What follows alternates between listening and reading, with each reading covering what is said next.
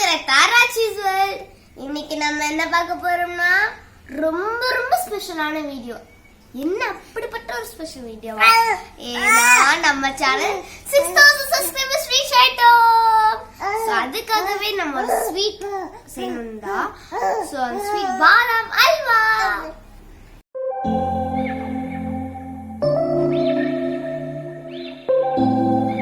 நம்ம இன்னைக்கு பாதாம் ஹல்வா பண்ண போறோம். அதுக்கு நான் 1 கப் பாதாம் பருப்பு எடுத்திருக்கேன், 1 கப் ஜீனி, 1 கப் பால், 3/4 கப் நெய் எடுத்திருக்கேன். இதை இப்போ எப்படி செய்யறதுன்னு பார்க்கலாம். இந்த பாதாம் பருப்பை நான் ஒரு 1/2 மணி நேரம் முன்னாடியே வெந்நீர்ல போட்டு ஊற வச்சிருக்கேன். இப்போ தோலை புறம் எடுத்துட்டு தான் பண்ண போறோம். நம்ம இந்த மாதிரி பண்ணணும்னாக்க நல்லா அப்படியே வந்துடும். இந்த மாதிரி இது மாதிரி எல்லாத்தையும் எடுத்துட்டு பார்க்க வச்ச 1 கப் பாதாமையும் வெந்நீர்ல போட்டு தோல் உரிச்சு எடுத்தாச்சு. நல்லா ஃப்ரெஷ்ஷா நல்லா இருக்கு. இப்போ இதை நம்ம மிக்சியில சேர்த்துக்கலாம்.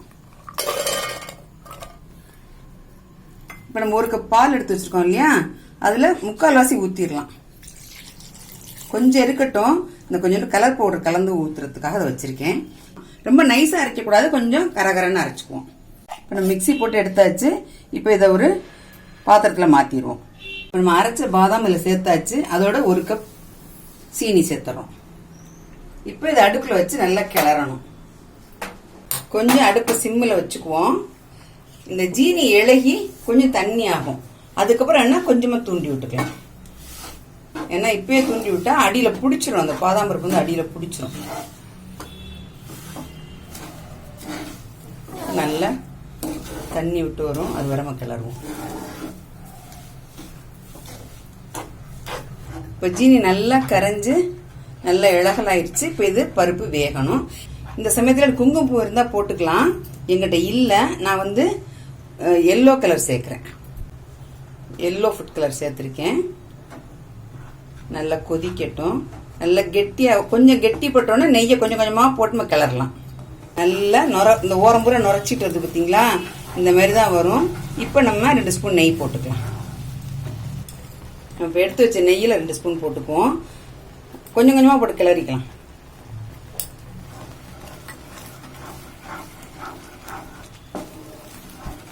உங்களுக்கு ஏலக்காய் வாசம் பிடிக்கும்னா நீங்க ஏலக்காய் பவுடர் போட்டுக்கலாம். இந்த 2 ஸ்பூன் நெய் போட்டுக்கலாம்.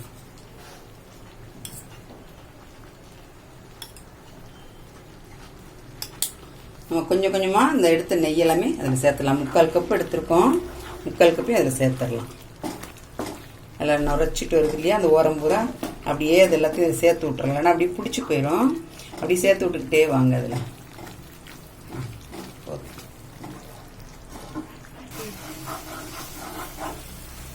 இன்னும் 2 ஸ்பூன் நெய் போட்டுக்கலாம்.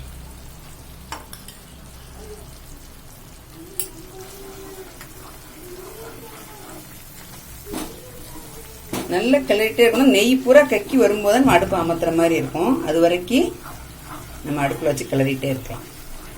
இப்போ நல்லா திரண்டு வருது. நம்ம இப்போ 1 ஸ்பூன் நெய்யை மட்டும் எடுத்து வச்சுக்கிட்டு மிச்சத்தை பூரா ஊத்திடலாம். ஏன்னா இந்த நெய்யை கடைசியா இறக்கி வச்சு போடணும். அதுக்காக அந்த 1 ஸ்பூன் நெய் நிறுத்தியிருக்கேன். இப்ப நெய் போதும். நல்லா சுருண்டு வந்தோன்னு இறக்கிடலாம். எப்படி ஒரு 20-25 நிமிஷம் ஆகும் இது ரெடி ஆகிறதுக்கு. இப்ப நான் போட்டு 10-15 நிமிஷம் ஆயிடுச்சு. பாதாம் அல்வா ரெடி ஆயிடுச்சு. நம்ம இறக்க போறோம். 1 ஸ்பூன் நெய் எடுத்து வச்சிருந்தோம் இல்லையா கடைசியா, அதை போட்டுட்டு நம்ம இறக்கிடலாம்.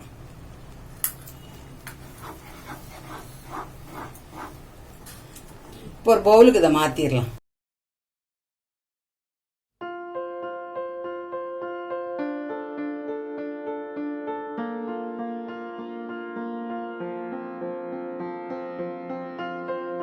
பாதாம் அல்வா சூப்பரா ரெடி ஆயிருக்கு. நீங்க இது மாதிரி செஞ்சு பாருங்க. பிடிச்சிருந்தா லைக் பண்ணி கமெண்ட் பண்ணுங்க. உங்க ஃப்ரெண்ட்ஸுக்கும் ஷேர் பண்ணுங்க.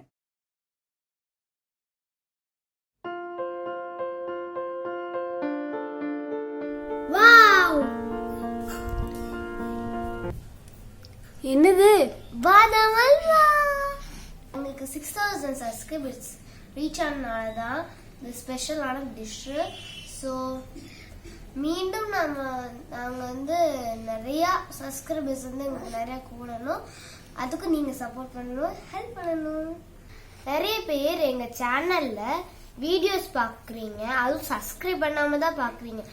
இனிமேல் சப்ஸ்கிரைப் பண்ணி பார்த்தாதான் எங்களுக்கு பூஸ்டிங்காகவும் இருக்கும். அதே மாதிரி அவங்களுக்கு நோட்டிஃபிகேஷனாக எல்லா வீடியோஸும் உங்களுக்கு கிடைக்கும். ஓகே.